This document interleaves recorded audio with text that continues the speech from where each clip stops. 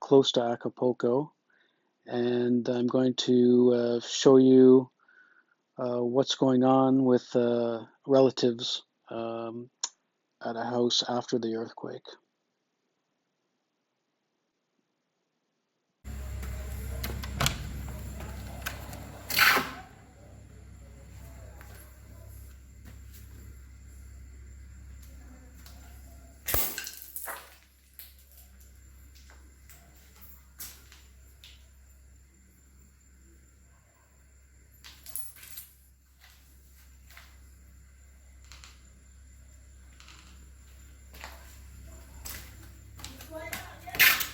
Espérame.